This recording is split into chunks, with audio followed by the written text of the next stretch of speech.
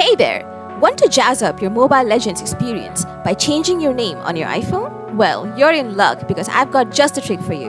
In this video, I'll walk you through a simple method to change your Mobile Legends account name. So let's not waste any time and jump right in. To begin, open up Mobile Legends on your iPhone. Next, locate and tap on your profile icon. After that, give your profile name a quick tap. Now, it's time to input your awesome new name. Then, simply tap on OK. After that, another message will pop up. Just tap OK once more. And just like that, your name will be changed in a snap. Now, here's a heads up.